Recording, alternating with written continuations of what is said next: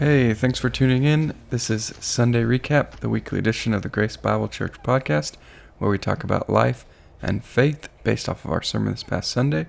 For more recordings of our sermons and our podcast, visit bgrace.org/podcast. For more information about Grace Bible Church, visit bgrace.org. I'm Joey Colon. Secondarily, I'm Kendrick Bells. Thirdiary, I'm Dave McMurray. And lastly, and finally, and completely, I am Chris Webster. Thirdiarily? You speak English. I didn't want to say right? tertiary. I thought y'all would pick on me for that. I'm picking on you for saying thirdiary. Tertiary is the proper term. Well, let's get to it. We're a little late from technical difficulties, so we don't have as much time today. So we're going to try and get this knocked out. We're in Daniel chapter 8 this week in your series titled What to Do When the World Falls Apart. And you basically made stuff up this week, right? Totally. Totally completely made up? Mm-hmm. Well, Imaginary. Somebody's got to make it up somewhere, right? This is crazy. This was incredible predictions of the future that have come true. So you didn't have to make them up because they actually came true. Oh, nice. Yep. Well, your title this week was Faith versus Uncertainty, and you talked about how faith laments, faith trusts in God's sovereignty or His rule, reign, control, kingship, and how faith sees the end. Why don't you give us a little overview of faith versus uncertainty before we jump into anything that popped out?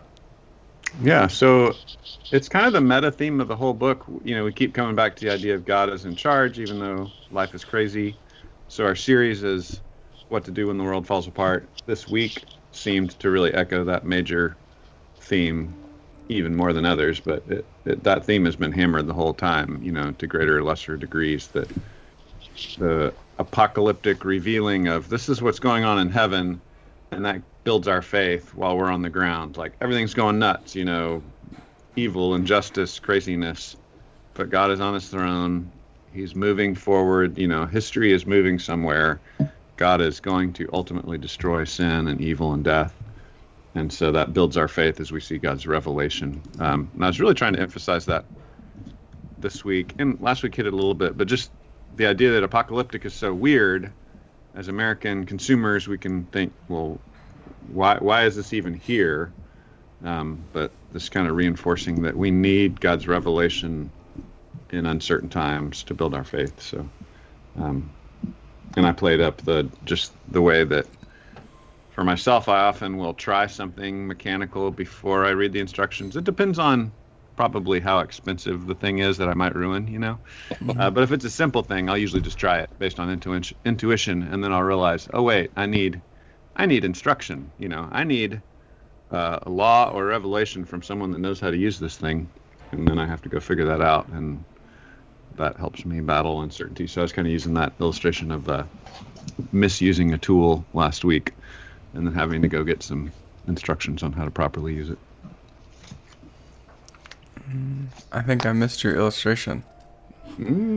It was a drain auger. Have you ever used one of those where you like crank this metal cable down into a drain? Like, I was fixing my mom's shower drain, and it looks like you can just crank it and it'll just go in there, but there's like this little latch you're supposed to lock and like feed it 8 inches at a time, piece by piece. I didn't realize that. I just opened the lock and just cranked for 20 minutes.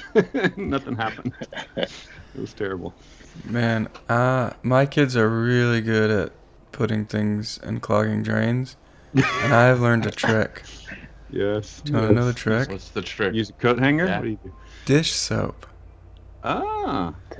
So apparently, if you put dish soap, it like, I Makes don't it know. slippery. Yeah, it makes it. Yeah, I was like moving in a funny way. Yeah, it like Sounds like makes slippery. it all slippery, and then everything just flows through the drain. Apparently, it's worked that makes sense. several times. Wow. Mind blown. Yeah. My magical trick when my kitchen sink was broken one time, clogged, I had to get up on the roof with one of those augers and come down through the vent that's on the roof. Yeah, that's level 2. You'll graduate there someday, Dave. Wow, that's cool. You need a long snake for that. Yeah, it was funny. So, the shower has that little, like old tubs have the pop-up thing. It's got like this metal grate. I couldn't get through the grate. So I actually asked Chris about that first. And he told me how to undo that. I was like, oh, okay, yeah, that's easy. And then I didn't ask anybody about how to actually use the auger. So, well, tell the whole story, because I sent you a YouTube video that told you exactly how to do it, right? But you didn't watch the YouTube video. Yeah, I didn't watch. He watched it at 2 times speed. Yeah, until I got into trouble, then I watched it. Yes. Man, Plot thickens. I'm glad this is all really related, since before we started I said we only have 45 minutes. We got to get moving on this one. The idea is we need help from the outside. Need help. Mm. I guess we talk about faith a lot in this. Do you talk about in the sermon like the opposite of faith? Because people will be like, I guess we hear a lot like, oh, you need to have faith and stop being fearful, about everything that's going on in the world. Is faith and fear an opposite? Or fear, is that the opposite of faith? Is that unrelated? We cannot talk about if it's unrelated. Yeah, it could be. I think for this week, it's faith in myself or my circumstances versus faith in God. So, like, my circumstances are crazy and I'm running out of options, so that's how I was thinking, especially with the illustration setup, that I can go into a situation and have faith in my experience or faith in things I've seen, and then realize quickly that runs out and I need help from the outside. So, and then the subpoints were defining what faith actually looks like. Faith gives us permission to lament. Faith is trusting in God's sovereignty. God is bigger and in control. So He's the object of my faith rather than myself. And then faith sees the end. We see that God is moving history towards this final climax that will be good. That's a really cool question, Joy. I like that, because trying to find the opposite of faith helps me. I was thinking the verse that says faith is the evidence of things unseen. And so then if you use that definition for faith, then the opposite would be everything you see, like being just completely consumed by this immediate evidence. And I want to be specific about that. Like, faith is based on something. It's not just believe something randomly. It's based on evidence. But I think what, like you were saying, Dave, what we're looking at is what's right in front of my eyes that is like weighing me down, and I can touch it right now. That evidence versus some other kind of evidence, and believing on what's on the other side of that, or what's going to happen next, or what's the reality right now too of who's holding me and what is going on. So anyway, that might be an interesting thing as we go forward. Yeah, that's good, because I think so when our life is going well, it's easy to place our faith in what's close, what's easy, what we can see. And when things are all messed up, then often our eyes turn upwards. They talk about, stress, faith in foxholes, that kind of stuff. Stress drives you to go, okay, I'm needing something else. My normal power is not working here. It's good. Faith laments is your first point, and at least in the preach ahead, we talked about how that's not super right here in this text, but that it's coming. Anything about it coming next week, or about what happened here? I don't know. I'm having a hard time with faith laments. Yeah. So we see this repeatedly in Daniel, and it's a minor theme. So I think that was the point Kathy brought up. She's like, I don't know if that was as clear in this text. Like if you were to lay out this text and say, what are the major themes? You wouldn't necessarily say lament is one of the major themes. But I would argue that it's definitely in the text. It's just not as strong. And it's very clearly in verse 27. After he got this vision, he says he was overcome. He lay sick for some days. He was appalled by the vision. He didn't understand it. So we see Daniel repeatedly express real grief over sin and brokenness, which doesn't really match up with our Western ideals of masculinity and faith. I think our Western ideals of masculinity and faith are don't cry, tough it out, act like everything's okay. We can even mix in a little health and wealth gospel where it's like, as long as you stay positive, things will turn out for you. But we see Daniel actually grieving. We see Daniel actually collapsing, being sick, being upset by these visions of death and mayhem.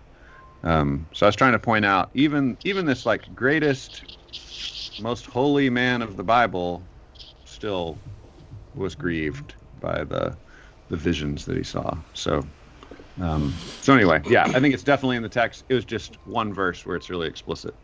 And then in chapter 9, it's almost the whole chapter is about that. So. I'm curious. Oh, go ahead. I was just going to ask, was it this point that you talked about how, there's a time to lament and be sad? Was that this point or a different point? Because I feel like your Wednesday and Sunday are mixing up in my brain. Yeah, I reversed the order. I switched the order. So when I did the original, I made it the last point because it was the last verse. Right. But this week I switched it around because I think applicationally how we live this out, we usually start with lament. We start with like, the world is broken, and then we move on to trusting God's sovereignty and seeing the end. So I moved it to the beginning just to kind of place it more in the how we experience it order. I guess I was just going to say I really liked that point because I feel like at least people around me seem to never want to be sad or never want to, lament. So, funerals aren't called funerals, they're called celebrations of life. And I feel like that's good at some degree.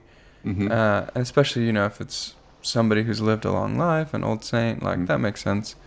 But like, hard deaths or deaths that should be sad, it's like, oh, we can't even act sad or be sad about it. And so anyways, I just thought that was good because we do often like try and just gloss over the sadness. Yeah. What's interesting to me in this point is he's lamenting over the sin, sadness, death, hard news. It's just the way he receives this information in the vision and dreams. I think even as like a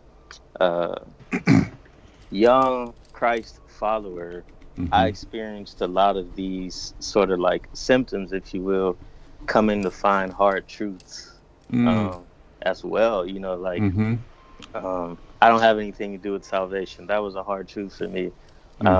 I'm a sinner and I can't clean myself up. That takes Jesus. Those were things that kind of like put me down, if you will, in my mind for a few days because it was tough for me to wrap my mind around, I guess, these truths. So I think even just seeing him lamenting here over godly concepts, I think is something that's still very real, even in our lives today. Yeah, that's good. That's really good. I think that's a thing I think about in worship. We tend to limit worship to one piece of the emotional spectrum. Like when we come to church, we should be made happy, and that's the goal of worship. And if I go to a church that doesn't make me feel happy, I'm leaving. And it's like, but really that's we're called to the whole range of this, the whole spectrum of emotions. We should like have this journey of sorrow sometimes and awe sometimes and joy sometimes and just being sobered, like that whole concept of sober-minded, like just a sense of weight, like, whoa, God is big and I'm not, So that's an encouragement to all church people, right? Like, don't just go looking for a happy feeling, because sometimes God needs to take, like you said, Dave, you have to go through the lament to see what joy even means. You have to go through the hard things to see the beauty on the other side. I know we've talked about it a lot too. I was just really fast. I know we don't have a ton of time, but I keep thinking about linguistically this word lament and why we use it versus any other words. is it? I have assume it's sort of a biblical word we can use for a specific type of sadness, maybe, or I don't know. We've said this a little bit before, but what would you say, Dave? Of like, is there anything different from just sadness, period, or we've said, is it different from whining, or what? Why do you use the word lament specifically? That's good.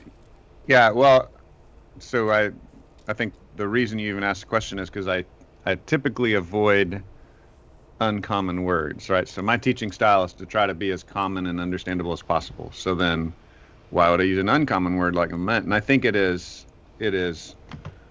nesting it into the biblical framework. So I could have just used sadness. I could have used grief. I was trying to go for the wordplay with Lamentations. We have a book of the Bible called Lamentations. I was trying to call people to, okay, this is a thing you need to see, kind of like we would say, Trinity is a word we just got to use. It's not a word used anywhere outside of the church. It's a church word, but we got to use it. Like there are just certain biblical theological terms we got to use. And so I guess this one to me rose to that import of people got to be educated on what this word is. But I still think sadness and grief aren't utterly different necessarily. This is just taking sadness and grief and putting it into a biblical practice of admitting my sadness and grief before God, taking my sadness and grief to Him. When I did the sermon, I think it was Psalm 42 back during our prayer and fasting series back in the spring, I contrasted grumbling, which is a bad biblical word, and lament, which is a good biblical word. So grumbling, Chris, you had kind of given the illustration back then of if a child skins his knee and he runs to his father with a skinned knee, that's lament. That's like a proper faith word sadness. Whereas grumbling would be, my dad doesn't care, I'm going to run away with my skinned knee, And so that was helping me. There's like this relational posture with lament of bringing our grief to God. It's not just grief, but it's bringing our grief to God. Love it. I mean, and that's what you basically said that for your application, right? You said pray with sadness and grief, bring it to God, pray the Psalms, and bring it to others, right? In your Christian community. So Yeah. I think Those are the basics. It's a basic skill, man. Okay. Moving on. I don't know. I feel like we're no substance today, guys. We're just rushing through it. So That was welcome good. to the We party. rocked it. It was awesome. Point 2: faith trusts God's sovereignty, and you define sovereignty as Sovereign. Sovereign. I like to break words down. Reign is in sovereign, so He rules and reigns. It's about the kingship of God. and He shall reign. Yeah. That We one. should have had a big choir Sunday. Yeah. But You yeah, it's about the gotta rule and bring reign 'em. of God, the meticulous prediction of the future, which the faithless heart, when they read these predictions of the future, they say, oh, this has to be a giant manipulation because we know supernatural things can't happen. God can't predict the future. Prophets don't exist. Like there's this whole string of presuppositions that pull people away from the scripture. And there's a lot of great external evidences to show, no, this was really written, back in 500s BC. But people just can't stand for it because they don't like the idea of God being able to predict the future.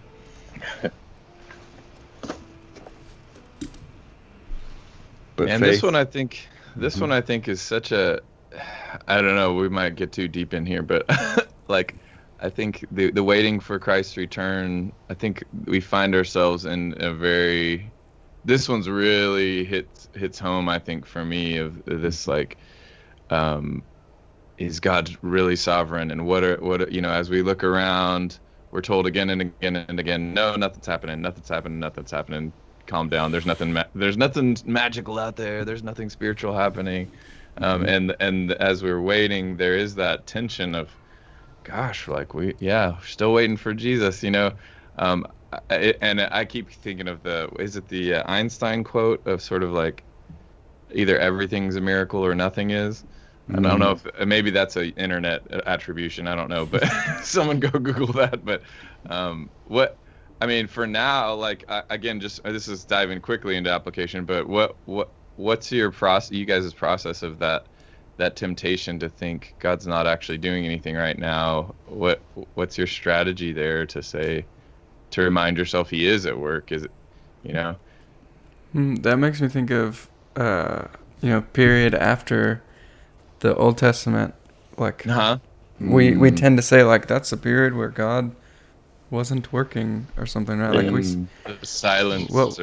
Silence. I thought the same thing. Like after these prophecies, there's a 400-year gap in the Bible, kind of. Yeah. So what do you think they would have said and done? What happened in that period? Yeah. Interesting stuff. I go outside. I just really go outside. It's like the older I get, the more I start seeing beauty in outside. I think for one, because every time I pass by something, it's either new life or new death.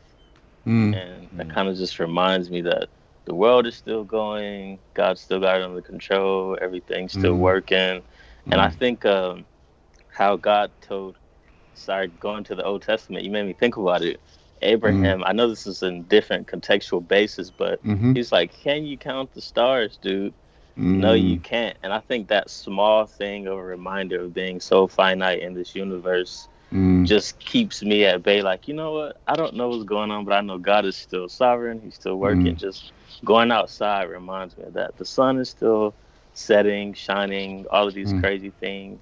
This planet's in Leo. Something's happening over here. But, man, that's just a good thing for me to remember, is that the source of life starts with God. And I think outside is one of the closest reminders we have, other than looking at my kind of newborn son.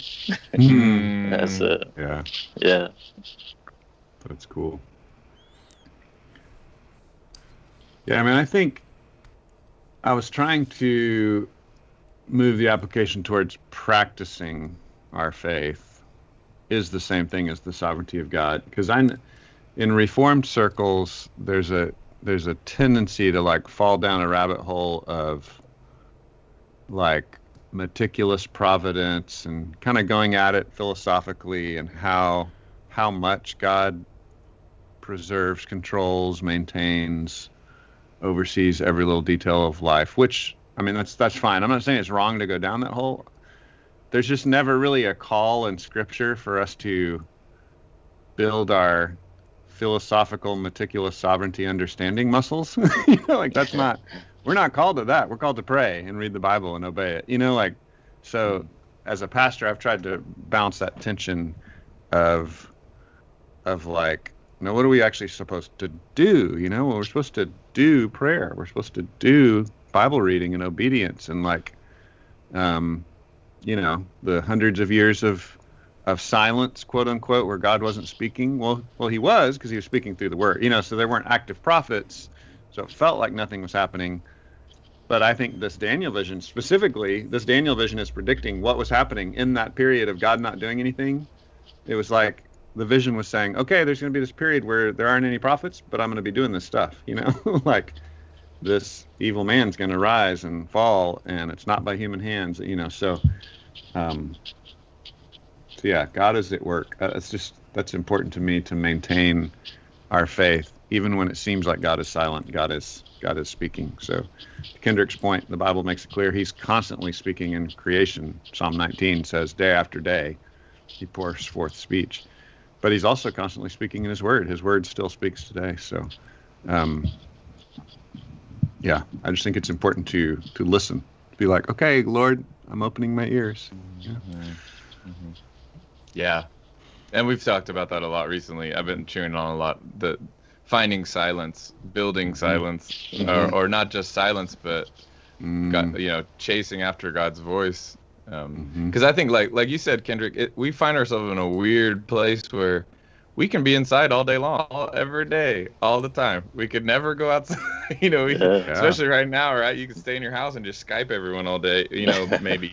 But that's weird. Like that's never been an option in the past history, that, and then like we can the other thing I've been thinking about is we can have the voices of men and the wisdom of men and in our ears all day long, and then even as we're going to sleep, put in your podcast and we listen to something as you fall asleep. You could have no silence in your life or no God's word in your life, and I just, man, that's so huge. Like, yeah, when you start to wonder if God's in charge. I was just talking to someone the other day of like, I just don't feel, it's saying like this really deep hurt of like, do I have the Holy Spirit? I don't feel close to God anymore.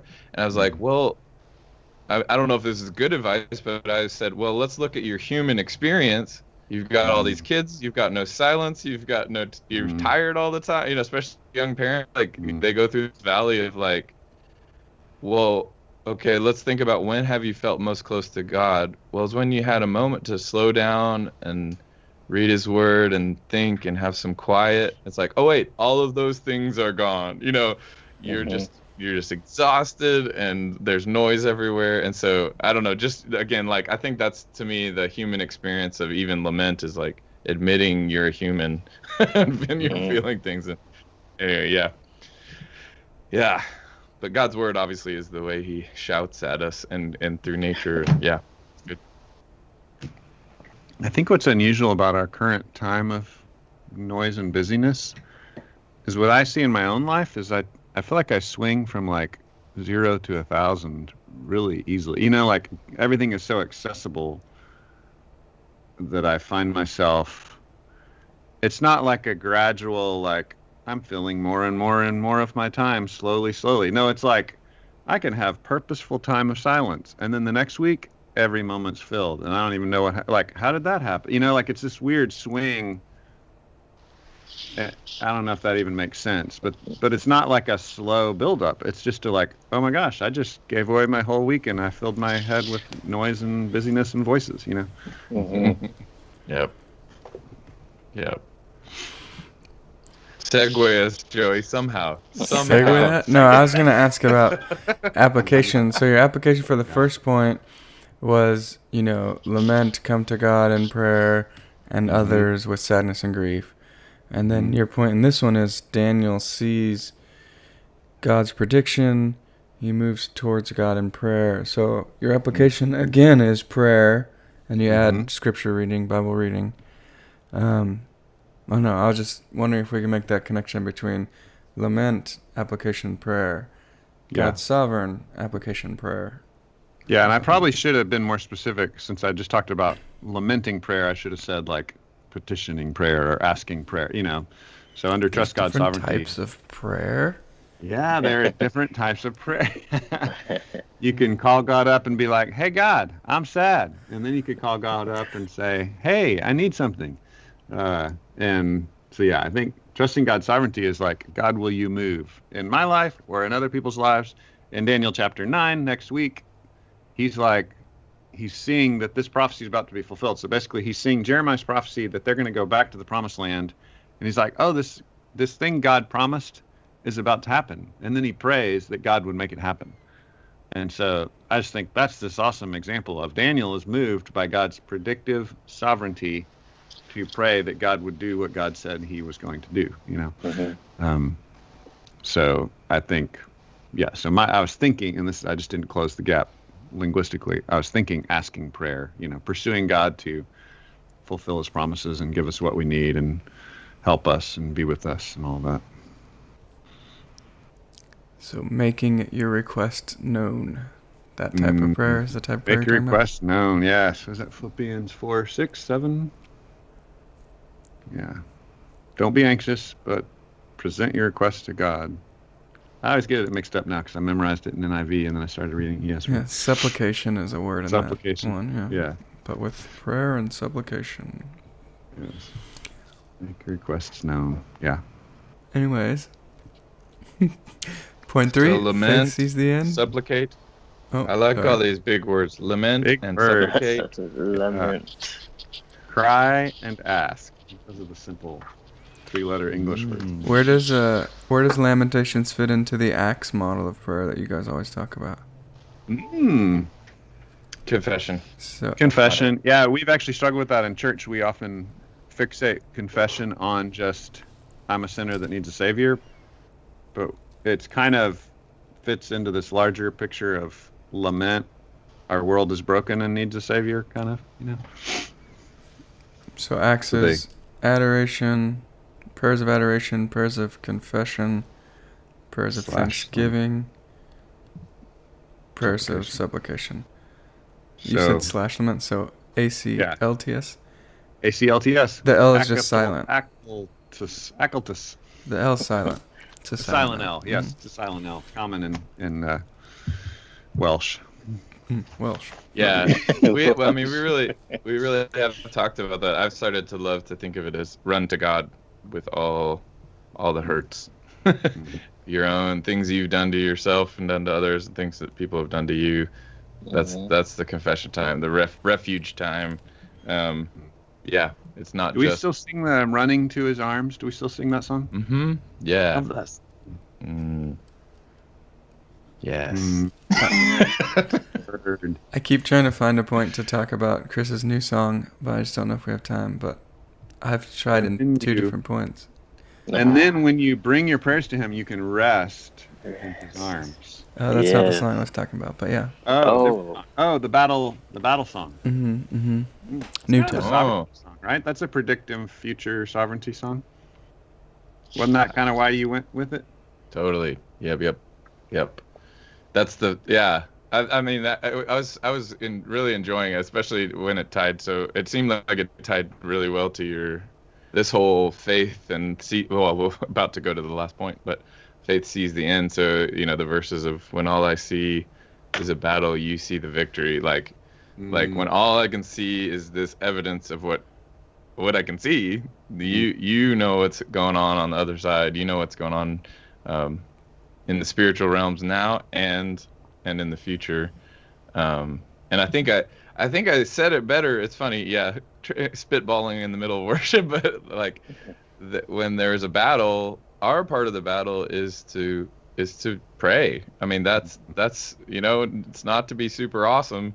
It's to pray to the one who's super awesome. And so that the chorus saying, when I fight, I'll fight on my knees. Like that's such a good kind of a Daniel thing, right? I mean, we even see him getting thrown in the lion's den because he refuses to stop praying, instead of just saying, okay, I'm going to change the law or, whatever it is. He's just keeps praying, man. He does other things too, but yeah, that's the heart of the battle is to keep praying. It's good. So you were seeing it tie in with seeing the end, the last point. Yeah. Which is where we are. Yeah. What did you see? I mean, it's all. Yeah, go ahead. What did you? I mean, what'd you say? Did you think it tied in somewhere else, Dave? Well, I was thinking sovereignty, and Chris said sees the end, which I guess obviously they're all connected, but Chris actually, he and I discussed a little bit. He hesitated on the song because he thought it was actually maybe over triumphalistic. Is that fair to say? Hesitated. I think the way I would say it, that's good. This is a whole nother podcast, but there's a strain of thinking that says the battles we face are sort of these weird materialistic battles or just my own personal battle, and there's a strange Americanism put upon it, which it's weird because those things are true, like our physical needs are real and God cares about that, but I don't know, I'm trying to think of what my battle for wanting a fancier house. Yeah, God, that you have this battle, it's your, and I hesitate because I just think what I was thinking, my answer to that kind of thinking was I said this to the worship team, God gets to choose what the battles are that matter. It's usually not an alone thing. It's what are we battling as a body, as a church? What are the things? And it's the battle for His kingdom, and it's the battle for the knowledge of and truth to go out. It's not just I want a nicer house, you know. Mm-hmm. And then he also gets to choose what victory is. He decides, and like was kind of a funny downer moment with the worship team, but like, man, sometimes God defines victory as us getting beat up, like I mean, farther, us dying. Like sometimes that's the victory he has, because he has a bigger battle in mind than just our comfort. And so actually that's why I tied it with Jesus is better. Jesus is better says, than any comfort, Jesus is better, make my heart believe. And so then we have this, like, there's this bigger battle than you may be thinking about. And that's a beautiful thing to remind. But again, that's a whole other podcast. But those are some of the things I was chewing on for that new song. Battle Belongs by Phil Wickham. Go listen and wrestle with the theology. That's good. Well, I think it was a good thing to sing, because I think what can happen is we can posture ourselves as, we don't want to take part in that abuse, so we'll run away from a biblical idea, even though it's still a biblical idea, you know. So we want to be careful not to do that. So yeah, I'm glad you took us there.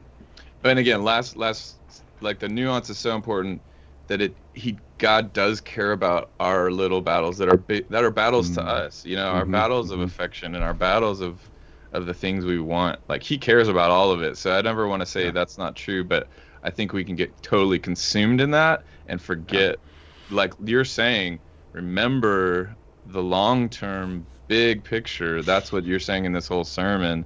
And so I love when it ties those things together and says, man, I can get over this little battle that's bugging me right now, because I remember God is trying to, like, preach the gospel to the ends of the earth, right? Yeah. That's bigger than this little, you know, I want some candy right now, you know, whatever it is. So that's good. Can you help summarize your final point? Faith sees the end. We're already kind of talking about it, but I guess it's not saying that, like, Daniel, like, made the best choices because he, in his power or whatever, like, looked ahead. It was that he recognized God's sovereignty, I guess, right? And that God was in control of him. Obviously, he had a prophetic vision. So I guess I'm kind of confused with how that applies to us and how that works, seeing the end. Like, because in that song, I think, you know, they're similar. I think the trusting sovereignty point was the whole process of what God was doing, and that God is in charge of history. And so God's saying ahead of time, these good and bad things are going to happen that I'm overseeing, you know, based on your theology. You know, God is making them happen or ordaining them or whatever, you know, whatever words we use for that. But God is sovereign over this whole process. And then faith sees the end is like, and my hard times will end, you know, like evil and death will end. And there are short-term ends and there are long-term ends. And so in this prophecies, there's prediction of the specific horrible thing that's going to happen, you know, in like 175 BC or whenever that was, 160 BC, that's going to end. And that's said multiple times in the text, like bad things, it's going to be rough, then it's going to end. And this is pushing us to see, like, okay, God has me on this track that's a track of suffering. This world is a world of suffering, but that's going to end, and he's going to replace this with this glorious future. And so, you know, this was a springboard of Daniel had gotten visions in chapter 7 that had a more eternal perspective that gave us some of that. He's going to get other visions in chapter 9 that have more of an eternal perspective. Here in chapter 8, it was more like this specific future suffering in a few hundred years is going to end. And then I was saying that's going to springboard Daniel to, oh yeah, eventually all sin and death and suffering is going to end.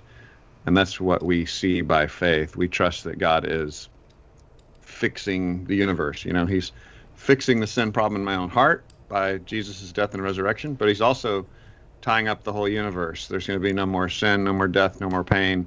That's the last apocalypse of our Bible, the book of Revelation, chapter 20 and 21 is this, you know, glorious climax of everything's better and God comes and lives with humanity and sin and death is done away with. And so that's what we look forward to. And then there's the emphasis with this particular bad guy, Antiochus Epiphanes. He's going to be broken, but not by human hands. and that's the like invisible hand of God, God's sovereignty working to end evil, sin, and death. That's like code language throughout the Bible, not by human hands or not done with hands. It just comes up again and again, Old Testament, New Testament. Paul uses it to talk about our salvation as Gentiles. You know, we don't have the external markers of the people of God, of Judaism. Those external markers are done with human hands. Paul says, you've got something better, not done with human hands. We're saved by Jesus. And so I felt like that little phrase of the end of evil, not by human hands, it's done by God. God's ultimately saving the universe. We can, again, put our faith in him, put our faith in the ending that he's bringing. And that's what it is to walk with Jesus. Paul has this whole paradox in Philippians 3 of, you know, to truly be someone who's arrived at the end of maturity, you recognize you haven't really gotten there yet. But, you know, you can see it, but you're not there yet. So you strain forward, you know, you walk by faith. It's this beautiful section in Philippians 3 where Paul says, I haven't obtained it yet, but I strain forward. I keep walking for it. And he says, anybody else that's mature, that's arrived at the end, is going to have the same view, that we haven't really arrived at the end yet. So.